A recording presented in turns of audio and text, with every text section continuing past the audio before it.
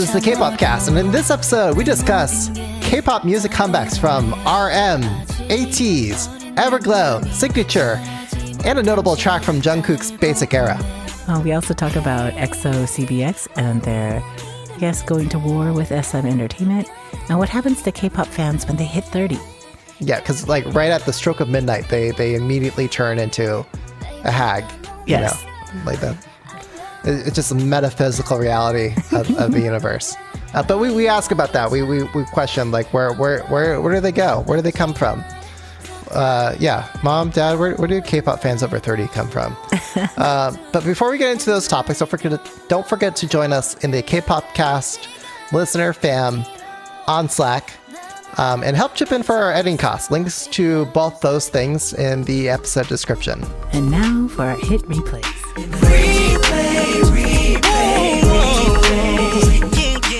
I'm Virginia. I'm DJ Pirlo, and hit replays are our K-pop song recommendations. Virginia, kick us off. What's your hit replay for this week, for this episode? Yeah, so this hit replay is off the fourth track off of RM's second studio album, Right Place, Wrong Person. And it's called Domodachi, featuring Little Sims. And Domodachi, I think, is the Koreanized, it's the romanization of how Koreans spell Tomodachi, which means friend, I think, in Japanese. And Little Sims is a Nigerian UK rap artist. And it's, I don't even know what kind of track it is. Is it funk? Is it hip hop? It's weird. It's avant-garde, right? Like it's essentially artsy. So. Yeah, and I really like it.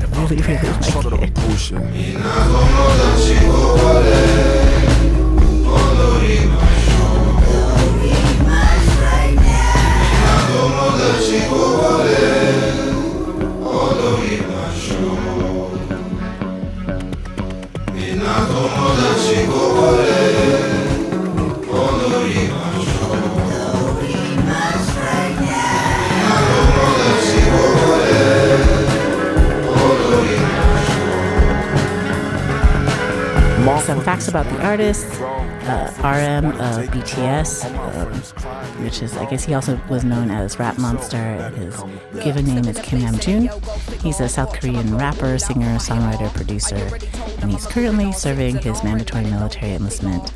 And his latest album, Right Place, Wrong Person, came out on May 24th and was the number one on Billboard's US top rap albums, which I think is new for Korean music. They're recognizing rap as an art form. Recognize the Billboard recognizing a K-pop artist on the rap platform. It's a weird song. I love the sax intro. The sax sounds a little bit like a clarinet, but if we check the credits, it's all saxophones. And then there's multiple beat change-ups. It's really complicated beats, too. It's not like your regular 4/4 or 3/4 time signature. They're just very jazzy, improvisational, like, time signatures. Little Sims' verse is really, really good. Like, she rides the beat really well. It's really, like, very fast. It's really good. And then there's this, like, weird, I don't know if it's weird, but there's this Japanese chanting about we're all friends, and it's like a chant, and I feel like the song just feels drunk, like just lurching around, and it's just I immediately liked it, but I can see how people would not. Why did you like it? What was it that immediately struck you to like it? I think it's just interesting. It's just interesting to listen to. And all the parts of it work well together. And I think it's just talking about friendships, and then like the MV is like a weird, like my like cinema friends love the MV because I guess it calls back to a lot of fancy movies that I have never seen. I think like Monster and I don't remember. They told me and I was just like, oh, above my pay grade. My brain was just like, I don't remember these. But yeah, it's just it's just weird, and I really like it. What do you think the song in particular was trying to say? From what I remember of the lyrics, it's talking about like friends and like, where are the lyrics? I had the lyrics up here somewhere. But it's like talking about friendship, I think. And then, it starts off with cursing, so I already like it. It starts off with motherfuckers want a bigger growl, motherfuckers need a damn patrol. I've been slipping through all kind of bullshit. I've forgotten where I came from. And I think it's a commentary on like, probably like hangers on, like they get famous and then they get fake friends, people who like latch onto them, who try to write their coattails. And the whole album is actually a lot about that. And all his friends want to like, he feels like his friends are trying to take advantage of him or use him to get famous. And so, it's just sort of like, how does he deal with that? How does that make him feel? And then just seeing the world in general, like, what is he says, at the end, it's like, we're all friends. Let's dance here. I'll dance right now. Like, it's just a bizarre song. And I'm not really quite sure what the message is, but it's just really discordant. And if it's about like friendship, then, and it's all this like dissonance, then, like the complicated feelings he probably has about friendships. Like, I imagine if you were that famous, that it's difficult to sort out like people who are on your side, who like you for you, or who like you for your like benefits, if that makes sense, or your fame. And then even your old friends, like, do they actually still like you, or are they only like keeping you around because they want to get the benefits of being, with a famous person, or they might not have anything to like that's relatable anymore, so it's an interesting song to me. So me cheating by reading the comments a little bit. One YouTuber writes in the comments of the music video, this is YouTube user Jim numeric 1 ins period underscore wrote, so Dachi means thank you, friend. And the video is his friend leading him out of all the places he didn't want to be. Him finding his peace and free soul and happiness again. Only June could hide deep meanings in each of his music videos. He forces you to think. Because, RM, Namjoon is big brain member of but BTS. That video, I don't know if that's true, because in the video, he abandons that person who leads him out. He's not a good friend. Oh, where? Like Namjoon is not a good friend in that video. What point does he abandon the friend? At the very end. If you watch to the end, the kid that leads out the Namjoon stand-in,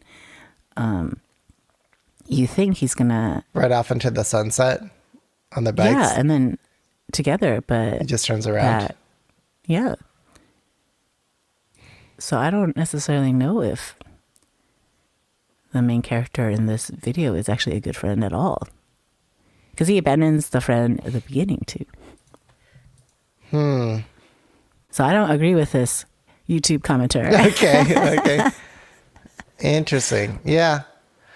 It was the first thing I remarked when I heard this, like, oh, this is the dissonant song, because it was very like out of key on purpose and all over the place. So deliberately there to kind of make you feel uneasy. And then the rap was like, I felt like that was the only place where we had like a consistent tempo, because otherwise it just fluctuates all over the place. But it doesn't sound like you like the song. I can appreciate it for its artistic merit.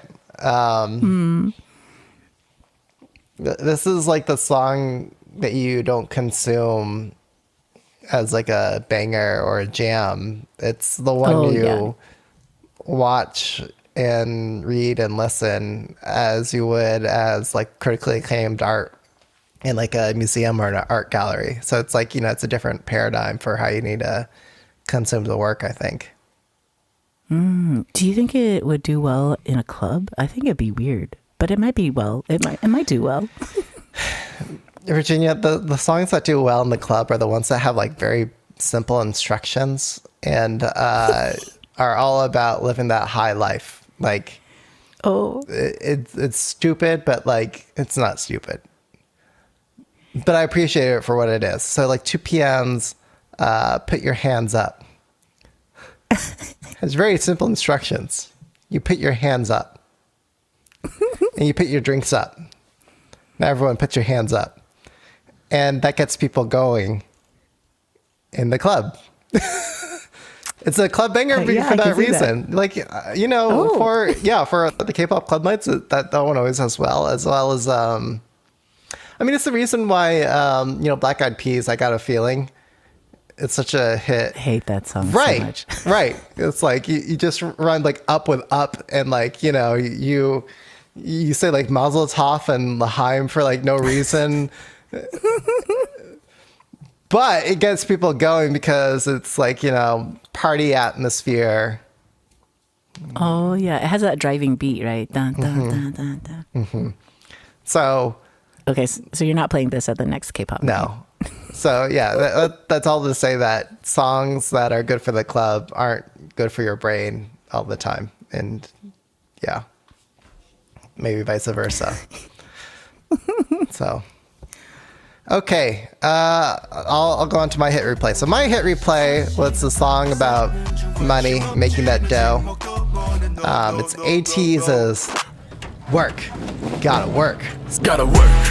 Gotta make that money, make purse. Gotta focus so I make it purr. Keep on refresh when they see me earn. Gotta work. Gotta make that money, make purse. Gotta focus so I make it purr. Gotta get that credit, get purr. Gotta work. So ATEEZ, if you didn't already know, they're like the BTS challenger group. like I don't know, they're up and coming with Stray Kids. So they're a South Korean boy band formed under KQ Entertainment. And as of June 2024, they've released 11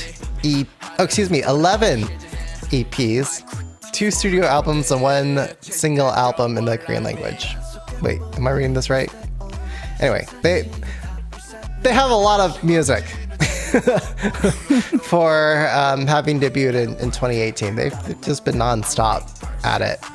And this song, Work, it's a hit replay for me simply because of the beat. It's just so ridiculous. Like when listeners were talking about it on the Slack, I was like, right away, oh, that's my hit replay. I'm claiming it for my hit replay. Just, I don't know. It's got a very simple like hip hop beat. And then all the rhythmic elements visually shown in the music video complement that beat. Like, on the one, it's a very simple thing, but like, they'll have, he'll kick in the shovel, or there'll be like a rhythmic like it's just visual things shown on the music video, like chickens nodding their heads to the groove. Like there's something so simple but so infectious about this beat of Work. And it's been doing really well, I think, on all the short form video platforms where people talk about work related things. And K-pop. So yeah. And the hook is really catchy, right? What is it? Let's work, and then something about like get purse, and then gonna make my fur purr. I don't even. It's so stupid, but it's really great. Yeah, it's like, everyone likes money, I guess, and so it's like, I gotta work for that dough, and I don't know. They're just very It's like one of the things that you have to have in like every rap video. Like you have to talk about money and how you have a lot of it. And there's like dollar bills everywhere in this. And counterfeit dollar bills. They were counterfeit, right? Is that what's going on? Like they were printing and cutting it out? Yeah, I think he's like, and then it's just there's so many nods to so many things. Like Willy Wonka, There Will Be Blood. Wait. I was not making those connections. Like what is the Willy Wonka and There Will Be Blood? Isn't there this guy in like a purple velvet jacket with a top hat and a cane? Isn't that like a Willy Wonka reference? Oh, is it? And what is it saying? Like what is? I don't know, but it was just like I think they just threw in a lot of weird references. Like I think the random oil. I mean, these are all things that also make money, right? But like, Are mining for like gold. Willy Wonka had a factory, you know, and then and then the ostrich riding, and then the like money mecha. Is it a mecha? Is it a monster? Godzilla references. You know, it's just so. And then the chickens. I just love the chickens are my favorite part. Money mecha. That's the person dressed up in the money suit. Yeah, okay. I think. Yeah. Oh, it's and so such a- I'm sorry, I'm connecting it. So like that's why they had all the miniaturized skyscrapers, just to be like the old timey Godzilla. It's a fun video. I think the song would have been catchy without the video, but with the it video, definitely I think helps. it elevates. It adds more to the experience for sure. And I don't know where the Latin elements are coming in. It feels like a very hodgepodge of like Latin elements. You've got the lowriders. You've got the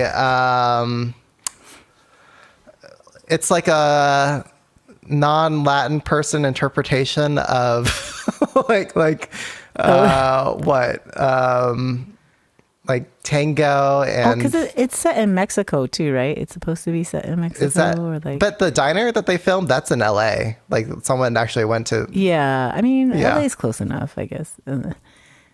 And then they have you're right, like the flamenco dancers, and then I think the GTA references, right, with the slamming cars, and then the game over, and I feel like my husband said this, so I would take credit, but my husband occasionally says smart things, and I made him watch it because I just thought it was so funny.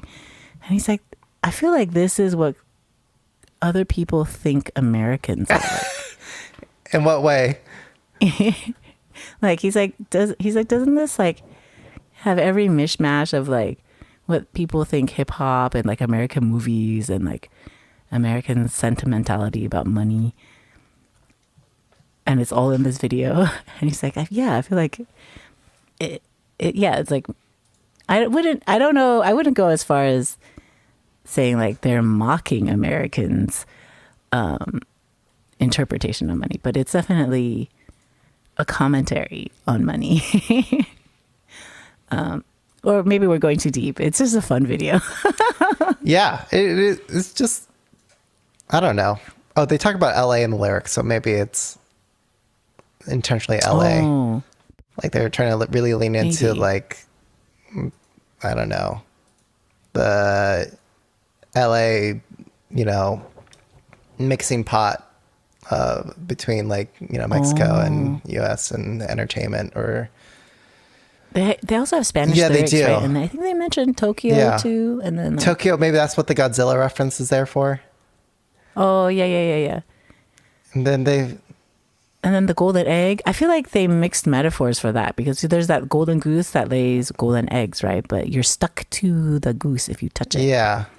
And then, but it's chickens instead. Either way. It's What did you think of the third party chorus of the song? I don't remember actually. But I enjoyed the whole song. How's that? I feel like it's a typical, okay, please do not roast me, listeners. But I feel like ATEEZ has two volumes, hype, like this song, and then like a ballad. And that's why it's difficult for me to attend ATEEZ concerts because I find it. Like Whiplash? Because they'll do Like- a whole slew. No, because they'll do a whole slew of loud songs and there's no variety. So then it becomes, they're all good songs, but then you play them back to back, then it sounds like one loud song that goes on for 30 minutes and then it's kind of boring. So not enough dynamic tension again- in between those peaks, yeah. Yeah. But they've got stuff. don't I come feel at like, in their me. discography. They're good Yeah. in concert. It's just not my thing. So yeah, I feel like this song fits in very nicely. Although I feel like they're changing their thing because aren't they pirates? And then Time-traveling space the last few pirates, MVs, yeah. and now they're cowboys. And isn't Cowboys Monster X's thing? Like I feel like Monster X should fight back. It's not just Monster X. It's been like, Winner, SF9, Oneness, a number of other boy groups have gone for 17.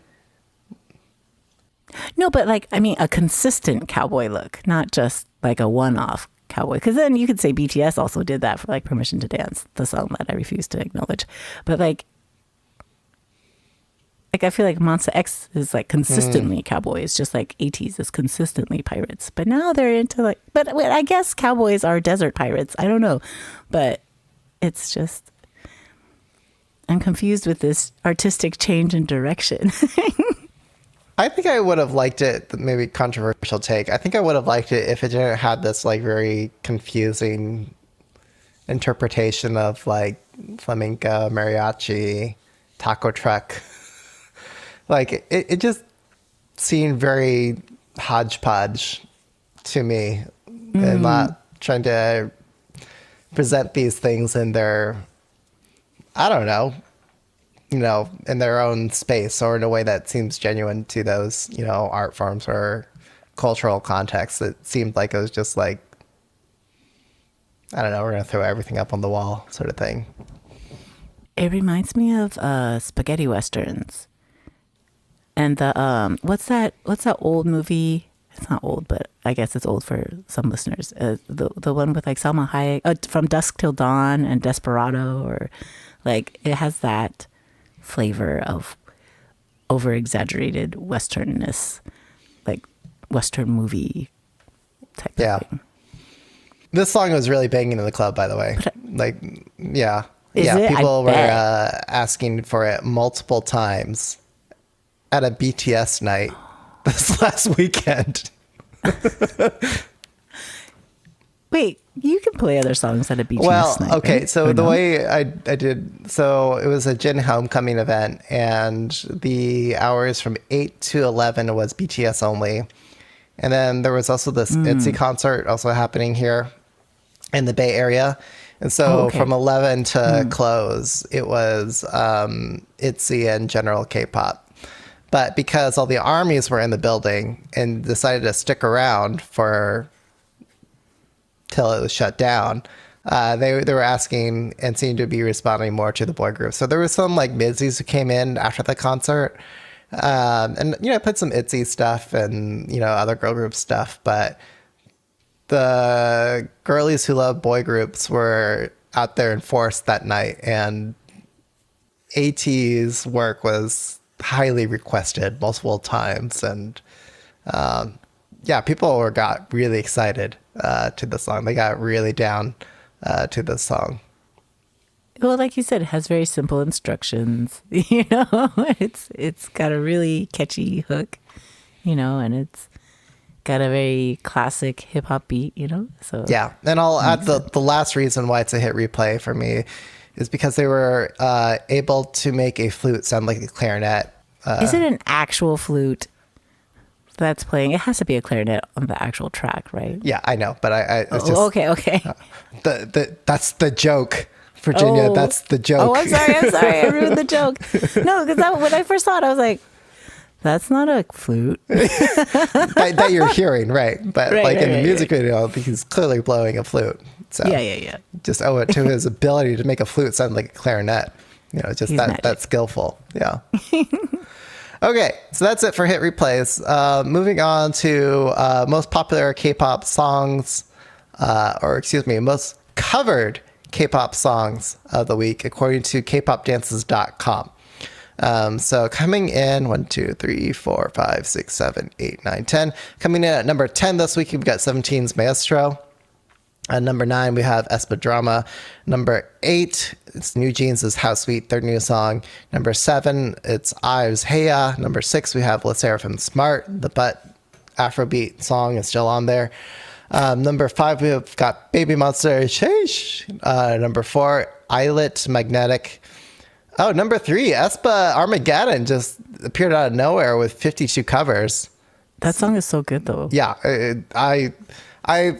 it was requested at my gig last weekend. It was requested multiple times at like a street maker fair festival thing I did that was really popular there. I was going to play in the random dance, but I played the Supernova instead because I thought that would be a little more fun and viral. But and then Okay, so I'll leave it to you, Virginia, if you want to guess No, the I'm last terrible two. at this. No, you can. I'm always bad at this. You could probably guess it. So number 1 and number 2. I'll give you a hint. They're both girl groups. Well, you already said Illit. I think it's still New Jeans, maybe? No? Nope, not New Jeans. Oh, no. Oh. No, Peter, I'm very bad at this. Okay. And I know I remember it from the past 2 weeks, but I was just like, no, just try and remember the past few weeks, but I can't remember. Well, okay, I'll give you another hint. One of the top 2 is by aespa.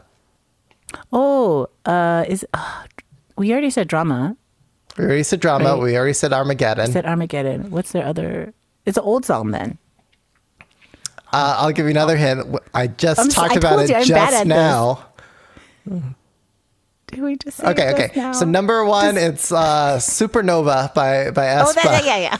I'm sorry. Okay. I'm sorry. And number 2, I'm so bad. it's fine. Number 2 is Kiss of Life's Midas Touch. That's a good song too. It's still up there. So Armageddon was at 52 covers. Kiss of Life was at 68 covers. And dang. aespa Supernova was at 97 covers. What? Dude, I really like aespa. Yeah, this last album, like, I really mess with it.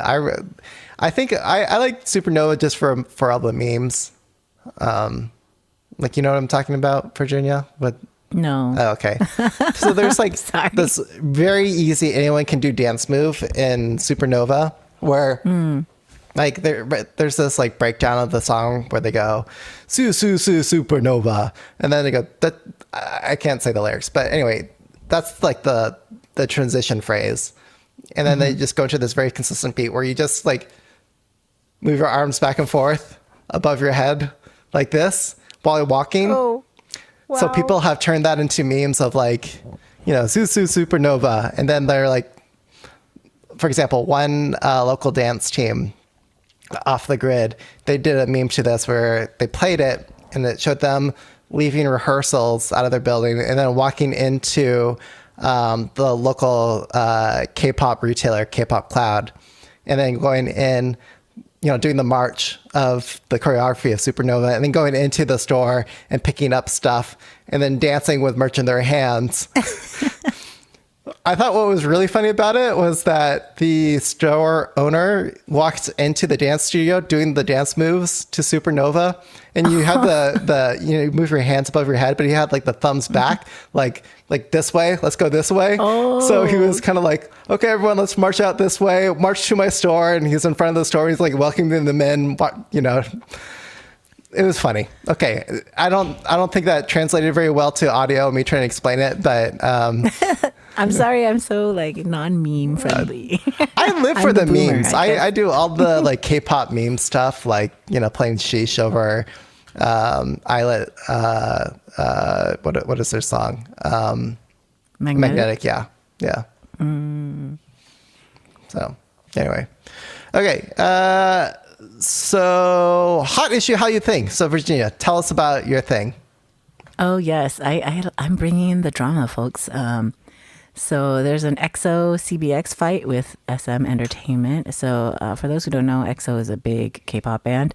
They came out, I think, in like 2012. And CBX would stand for like Chen, Baekhyun, and Xiumin. And they're the 3 most popular and highest selling solos from EXO. And they recently left SM Entertainment for another company called, I think, NB100. And it's because they said like SM cheated them out of a lot of royalties. They never got to see how much money they made, all sorts of stuff. And so there's this new agreement that, so recently, I think 2 days ago, or maybe 1 day ago, they threw a press conference and they're saying, hey, there's unfair royalty fees. There's no proper access to financial docs. There's poaching and all sorts of other accusations. And then SM Entertainment hit back saying like, hey, you're hurting EXO's groups. We didn't say anything earlier because we didn't want to hurt your other members, their activities, but now we're going to hit back, and basically saying like, you're making a big deal out of nothing. We've given you these things. And now they're saying like, oh, EXO's comeback that was originally slated for winter is going to be in flux because of CBX being not playing fair or not playing nice. And so it's like, So this is SM trying to be petty and be like, well, we're going to try to turn the EXO fandom against you by saying that you're coming after us. Now we have to delay it all because of you. It's your fault. Yeah, yeah. When really, if SM's financial house were in order, they wouldn't be in this sort of mess. And they did, like, if you look at the contracts, I think they really did cheat CBX out of a lot of money. And because I think they were the highest sellers. I didn't realize that. Yeah, they're the reason, I think EXO, not the reason, but like they're one of like the main backbones of like EXO, and like they got screwed. So I mean, EXO-CBX always had like, in my opinion, they had like the most viral melodies and hooks on their songs. So yeah. And your what's your Hallyu doing? Oh wait, you don't do Hallyu doing anymore. It's how still are my you favorite doing? thing. We could bring it back It's for still my you, favorite thing to Virginia. say. We could. That's fine. Wait, is there anything else I should be thinking about in the or I/listener should be thinking about in the EXO SM entertainment battle? I mean, I guess it's. Yeah, I don't know. I mean, that was my like TLDR. Well, how do you feel about it, Virginia? I mean, I personally think that SM has probably screwed over their artists, and now I mean, otherwise, why would Taemin and Onu and I think even Key has Key left? I'm SM not too? sure. Like, there's a reason people are leaving SM Entertainment, and it's artists who are happy with their representation don't usually leave, right? So, I think I'm on CBX's side, and I don't think it's wrong for them to want to be properly compensated. All right. So my Hallyu thing. I was at a Maker Faire event festival that we were just talking about earlier. What was it? Almost feel like 2 weeks ago. It was June 2nd. So that was just a week ago, I guess, at this point. And, DJing like the random dance and everything. And it just made me feel like, how do you do, fellow kids? Like, it was very kid centric as far as the attendees. And then I did this event this last weekend where the group that was helping co-promote this thing was BTS Army over 40. Like, that's in their name. Like, the over 40 is in their name. Wow. And so it was a very different crowd for that. And then, so just being juxtaposed between those two events, it made me start asking, where the heck are all the K-pop fans, LR K-pop fans? Like, where are they? Like, where are they going to events? What do they do? What keeps them up at night? What are they consuming? So I just thought it'd be, interesting to talk about, what happens to K-pop fans over 30? I'll just say over 30 for like simplicity's sake, because I guess by the time you're like 25 or something, you're hag status or whatever, according to like K-pop fans. So I don't know. Like I looked to our Bay Area K-pop census, our 2023 Bay Area K-pop census, and I did the pivot tables thing, where people who self-identified for being between the age range of, 33 to, I forgot what was the cap, but it was like maybe 33 to 40 or something. And I looked at older data, but I don't know if you've had reactions, Virginia, as maybe a fellow member of like the K-pop fan over 30, but like, do you feel like we consume K-pop differently? I mean, than everyone else, all the other under 30 people? I mean, just looking at your data, yes, probably. I mean, I probably only go to concerts and participate in like Facebook groups or Discords or like things that are online that are not difficult to access. But I can't imagine too many people in our demo going to clubs in general, let alone a K-pop specific night, because most people probably have in this age group, I know, like, I think Gen Z and millennials probably had kids later, but usually your 30s, you're stuck caring for tiny children. At least for me, I popped out 4 kids in my 30s, and then waited for the last one in the 40s. But like, yeah, so I think we do consume it differently. And I think we probably buy more merch because we have more disposable income in general. But that's actually, let me. I can do a really quick pivot table on that, on merch. Yeah, I guess so. Anyway, to kind of like summarize the census pivot table thing. So people who are between that 33 to 40 range are going to, if they're going to K-pop concerts, it sounds like they're going to 6 or more concerts a year, which I guess if you've got money, yeah, which we do. We do. So you can afford it. Like, I cannot relate. I don't know. This is a humble brag, I guess. But like, I cannot relate to all these people saying like, oh, gotta watch the wallet or whatever. It's like, it's just a couple $100 here or there. Well, what's that? I guess for us in late 30s, 40s camp, that's not a lot. But to younger professionals, that probably is a lot. So they have to be very selective and choosy about which concerts or events that they go to. I guess my other theory if they are going to concerts, it must be because they don't have small kids or their kids are no longer small. I don't know. What do you make of that, Virginia? Well, I feel like they either have supportive partners, but also I think our census is a little bit skewed because so many K-pop acts come through Bay Area. That's true. But if you're not in the Bay Area, or if you're not in one of the major cities that they have tours through, then it's not just the cost of the ticket, right? It's the cost of getting to the concert, the venue. You have travel, you have housing, and food, right? For those, it's probably minimum 3 days. If you're cutting it really close, 2 days travel, right? So at least one night. So I think it's not necessarily just the cost of the ticket. And also because of surge pricing. Yeah. It's so stupid now. Like a base price ticket, some of them were as low as like $59. But then during surge pricing, it's like in the several hundreds. And that's not financially feasible for a lot of people.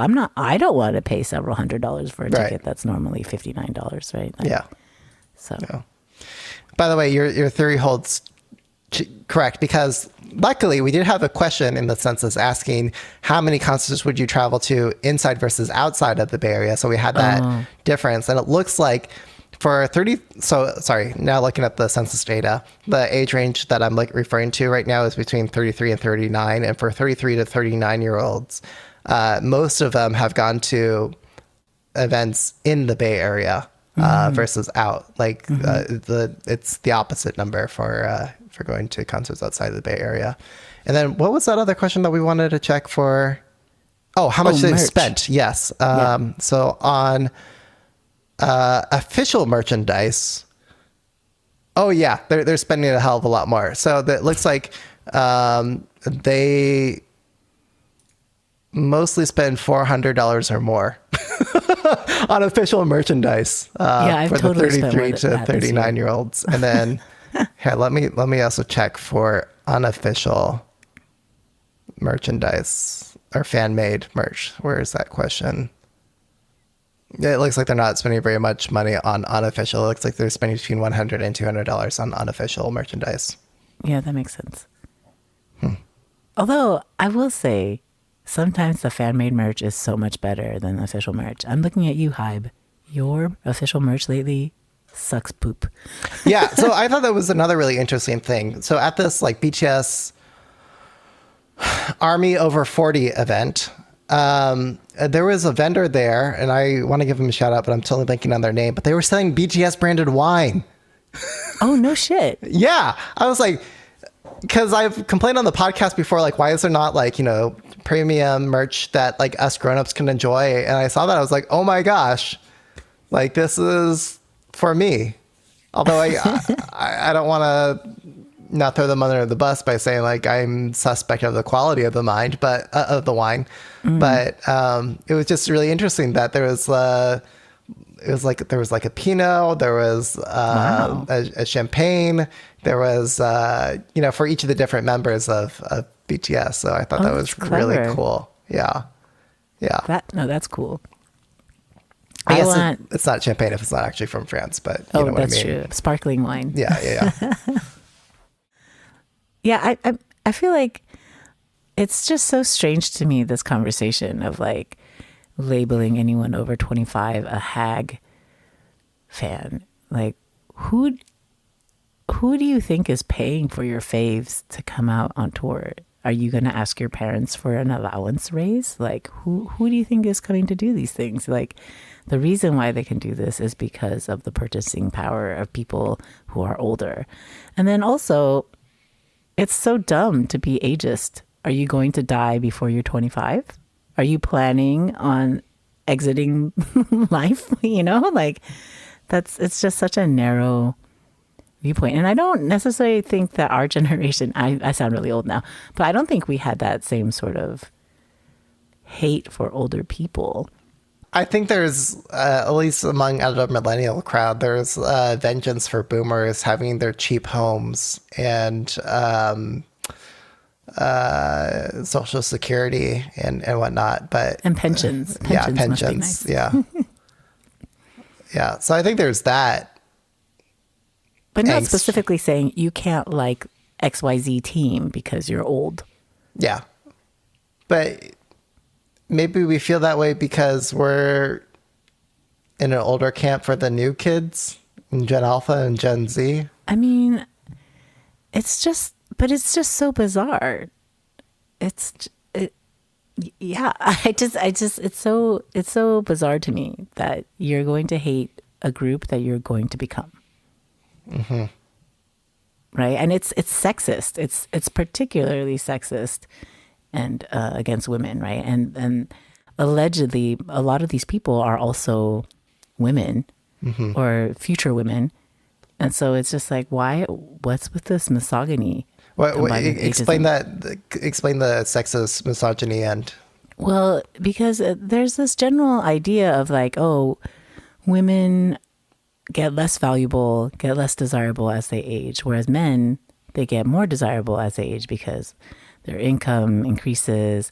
Like you see like George Clooney and Brad Pitt only got more attractive as they got older, right? Their roles got sexier. Whereas once you hit about, there's this huge brouhaha over like what Anne Hathaway playing a 40-year-old when she's 42.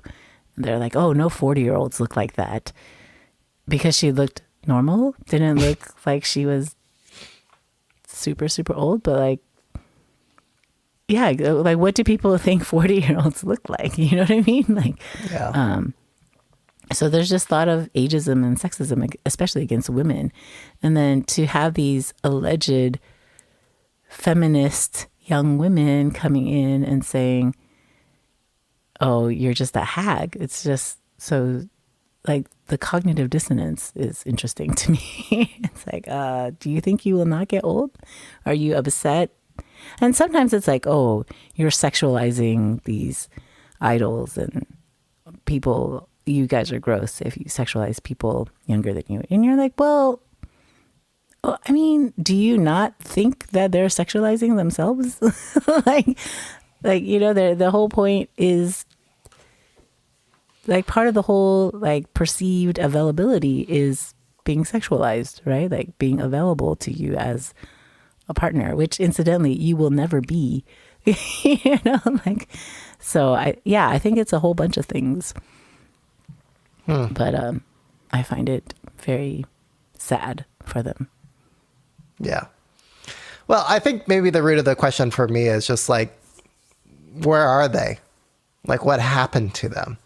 Like, do they get to a certain point where they've been into K-pop for a number of years, but then they just can't go out anymore? Or do they no longer find like K-pop fun or interesting like they used to? And that, like, I just don't have the data on, but yeah. like, you know, I'm just wondering what happened.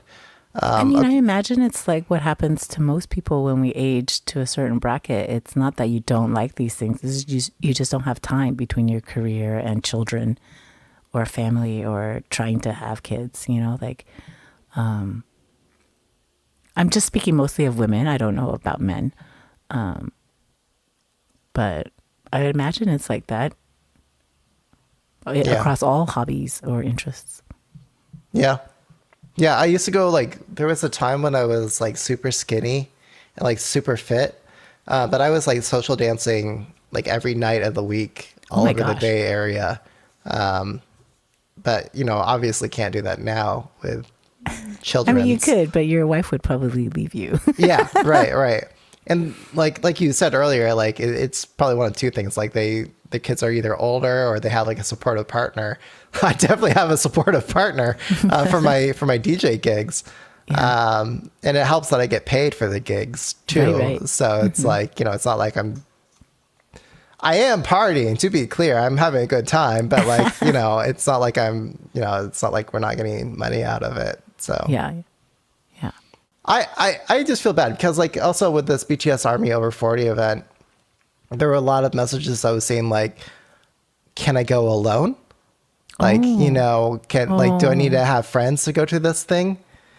And I was trying to indicate, like you're going to be in good company. Like, there's going to be a lot of people just like you who are also really into BTS. Yeah. Like, you know, you're not going to be alone.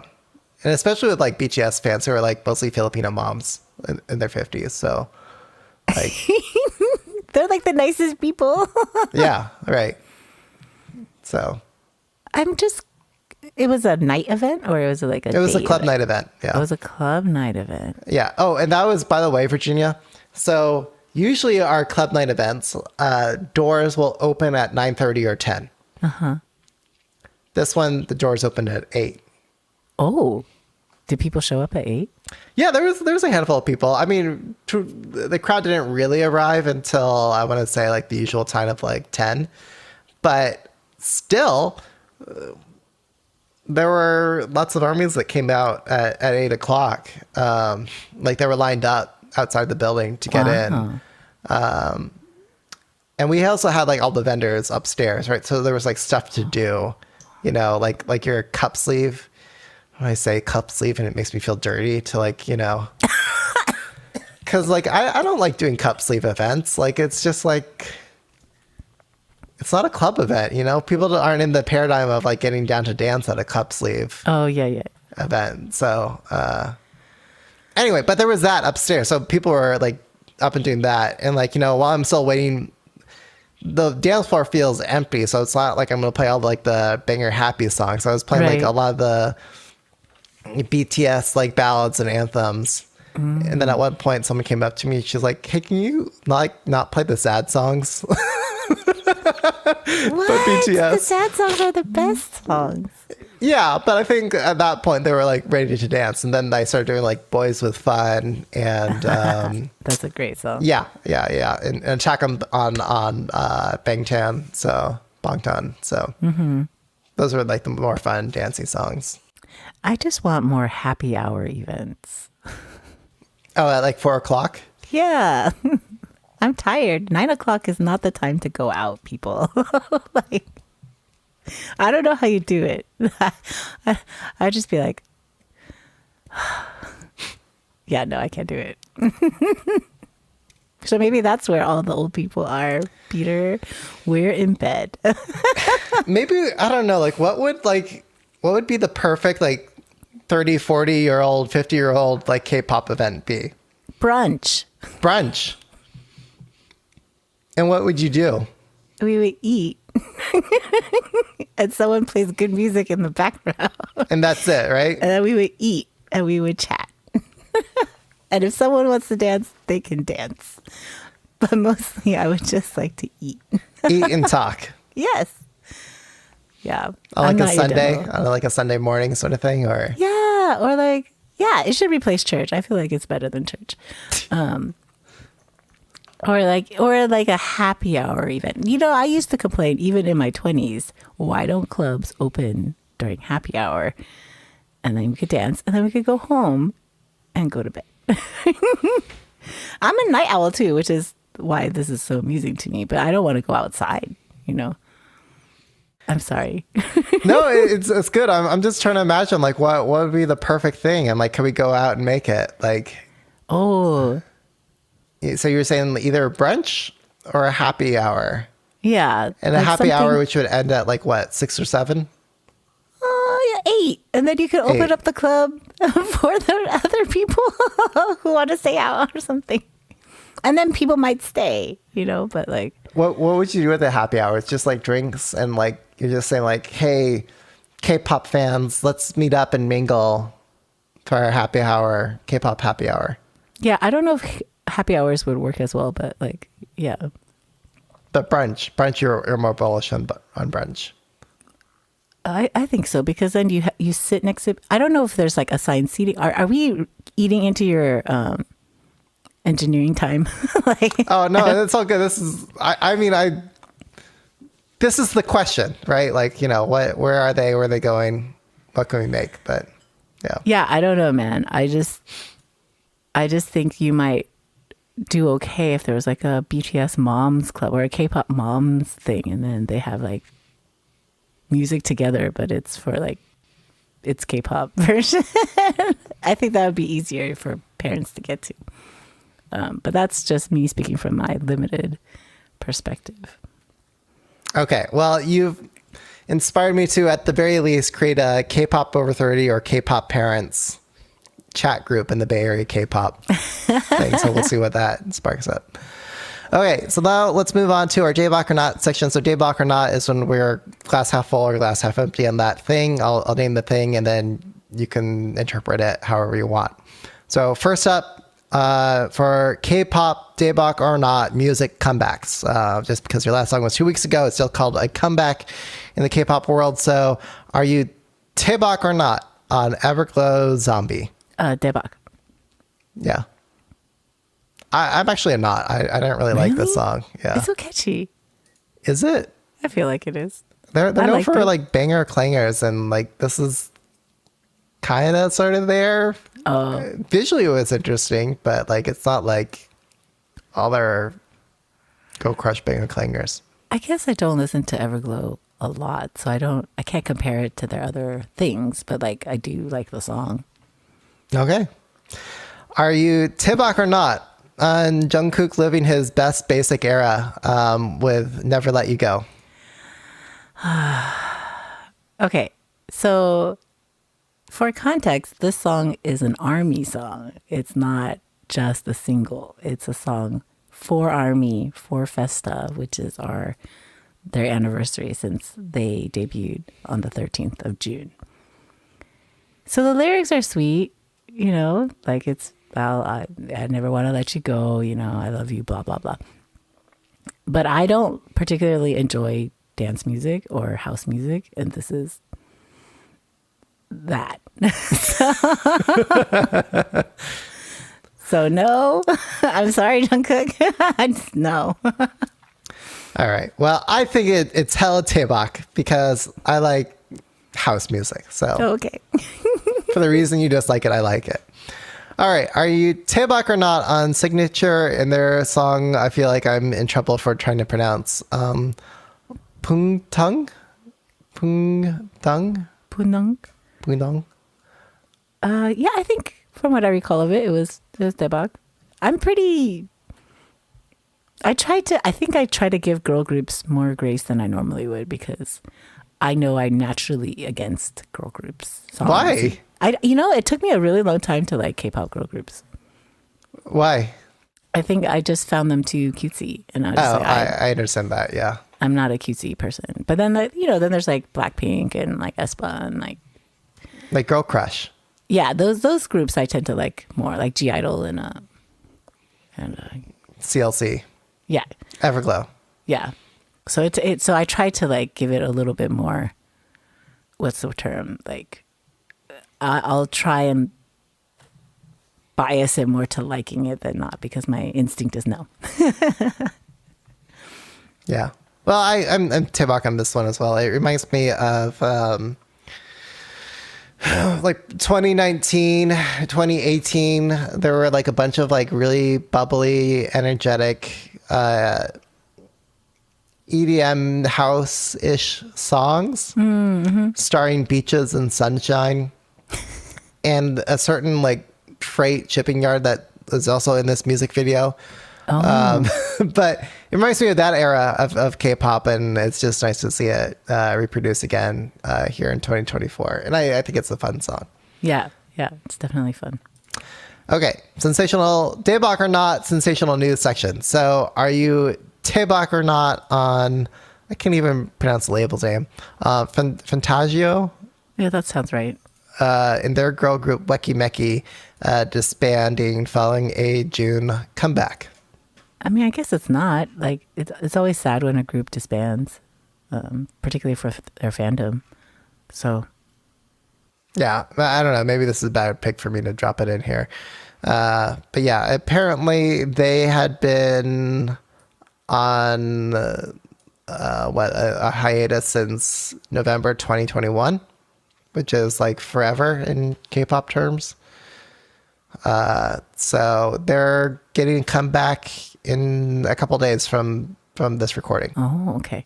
Okay, are you Daebak or not on? Oh, why don't you say this one, Virginia? What, NCT's Haechan and Johnny being accused of sleeping with fans, and yeah, I mean, I don't think it's Daebak in the sense of like, I know they're going to be really screwed about it. I don't think that's Daebak. But I do think it's Daebak that they're living their best rock star life. Go do that. Like, let's stop the sex shaming. Like, can you imagine you're like one of the most well-known famous people, you're good looking and you're talented, and you're not supposed to have sex with people who want to have sex with you? That seems really stupid. So stop patrolling other people's sex lives. It has nothing to do with you. And no, you are not going to be slept with, okay? Odds are not in your favor. Let them live their best lives. It's funny that we've gone through this arc of Gen 1, Gen 2, you weren't allowed to date at all, right? And now we've gone to, it's okay for you to date other famous people. And we haven't quite crossed the threshold where it's like really acceptable for you to be hooking up with fans, basically. I mean, part of the controversy isn't that they're just fans. They're fans who are hostesses. Right? Wait, and a hostess, what do we mean by that? Like Japanese hostesses. And so I don't know whether it's on the clock or off the clock. And it was also a fivesome. So that's part of the controversy. And there's alleged drug use, right? And so there's so what happened allegedly is that one of the women, her ex leaked this information. So that's already not Daebak, right? Like for an ex to like revenge. That's bad. Yeah. Right. But then I don't understand why people who are on the like the slander laws in Korea are really, really stringent. So if you say something, even if it is true, if it ruins financially or negatively affects financially the person you're talking about, you can get sued and they will win, right? And you will lose. So the fact that this person, even after their ex leaked it, then goes on the record and says, well, I have pictures, all these other things happened, and then gives like a detailed list of like who was there, who wasn't. So it wasn't just Haechan and Johnny, and like allegedly someone else was supposed to be there, but they didn't show up. And then leaves details about people's genitalia and like the size of it. And then like people's kinks, like that's sort of like, okay, the nosy part of me is like, yes, tell me more. But the like human part of me is just like, why are you stupid? Why would you do this? Like, you're going to be sued into oblivion. And then you ruined these people's lives for what? Over something that people should be able to do. You know what I mean? Like, so, I mean, part of the concern is if they are hostesses and if it was part of their job, then that's illegal. Because paying for sex is, like sex workers, is illegal in South Korea. And if you're a South Korean citizen, whatever, it doesn't matter if you're not in the country, you cannot do things that are against the law in South Korea. So Haechan would be in trouble for that. And Johnny could lose his immigration status from it, right? Like, because he's deemed unfit to be in Korea. So like, for something that's not a big deal, like, why are you ruining people's lives over it? You know what I mean? So that's the context. And a lot of it is alleged. So like, I don't know how much of it's true. I don't know how much, you know, like, yeah, it's just very salacious. And it was on the evening news with like no, like that's a big thing to accuse people of on the evening news. If you're a gossip channel and you're talking about it, sure. But like on the evening news, like, so I think it's a bad precedent. Or it continues a bad precedent, right? Like, So are you Daebak or not? Wait, I guess you were, what, Daebak on people living their life not on the scandal? yeah.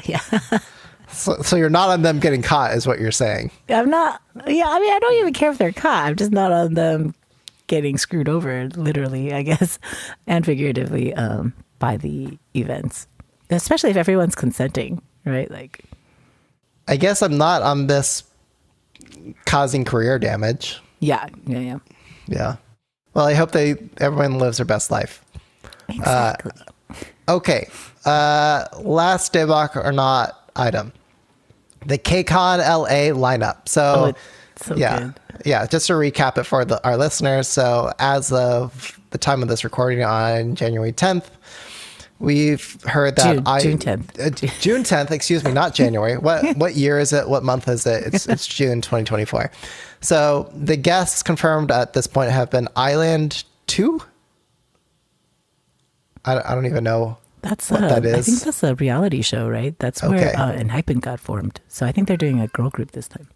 And the girl group hasn't yet been formed, I guess, right? Yeah, I don't think so. Okay.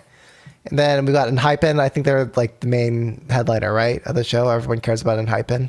Oh, they're so good though. Yeah. Then Drippin', I'm not familiar with them, but I'm sure they're great.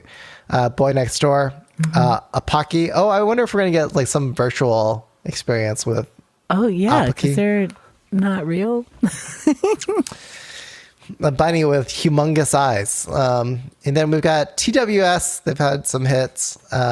POW. I'm not familiar with them. Isaac Hong, Hyolyn, one of the OGs. Craxy. Then BB. Man, I would just go for BB. Right. Whatever BB's doing, I would show up for that. Then we have Zico. Yes. Taemin, post SM Entertainment. P1 Harmony, they've been on the rise. And then this one really stood out. God or GOD. GOD.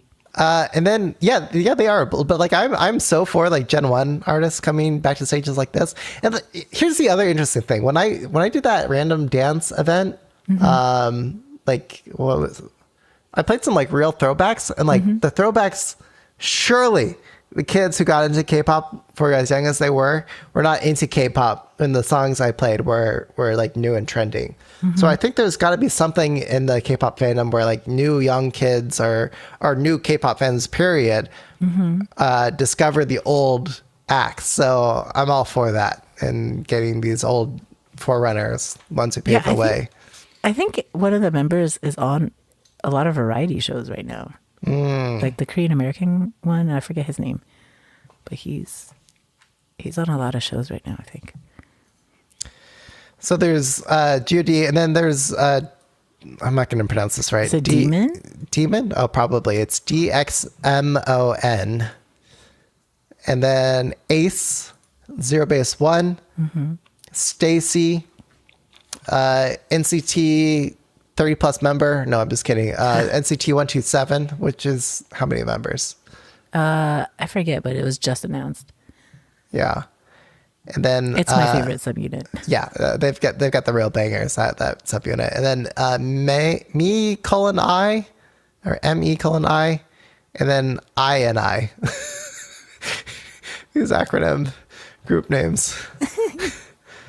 And then the hosts include Jun Somi, Kim Soo Hyun, and Ruwon. He's an actor, right? He's super hot. I can't comment on the hotness, but I'll take your word for it. Yeah. And Jun Somi is also performing, I should add. So. Oh, okay. There you go. Yeah, I would see Jun Somi, Philahapa Queen. So yeah, I guess I'm Daebak. Oh, hello, Daebak. It's such a good lineup. And I'm a little bummed that I won't be able to go because we could have gotten press tickets, but I couldn't go. What, really? Yeah, because I'll be in Asia. I'll be in Taiwan. Oh. But next year I could probably make it to KCON. Yeah, I think Michaela applied for the Access Journalism Press Pass. Yeah, she asked me to apply for an extra person for her. Okay. I don't know if they got it, but I tried. All right. When is it this year? I think July. They did not give a lot of runway with these announcements. No, I feel like they've been announcing it for a long time, though. I feel like KCON this year, they gave a lot of... Oh, on the artists? Mm-hmm. Or not on the artists, but like telling you to buy tickets. Oh, yeah. But not knowing the artists, I think, is kind of the big thing. People... Oh, yeah. It's July 26, 27, 28, I think. Okay. At CryptoCon. Or Crypto... Crypto.com Oh, arena, yeah. Crypto.com.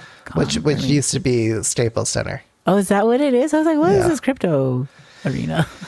No, just some Web3 startup had a lot of money and they were able to buy the arena naming rights. So, well, good for them. That was a tech trend that died. Okay, that's it for this episode. So let our listeners know where they can buy your book, subscribe to your new podcast. What else do you have to plug? So, Virginia. Yeah, you can buy my book on Amazon. It's called Elusive. If you like angst, found families, recovering after trauma, and spicy K-pop backstories, that's the book for you. And then also my podcast is called Brazen Asian, where we kind of discuss the complicated aspects of identity and being Asian and Asian American. And yeah, you can follow me at the Mandarin Mama on Instagram or Twitter. Twitter? Twix? I don't know. I'm trying to get off of Twitter, but it seems like there's still stuff happening over there. Yeah, it still has stuff. All right, I'm at DJ Peter Lowe on all the things. You can follow the K-Pop Cast. We're not really active on social media, but you can join us on the Slack.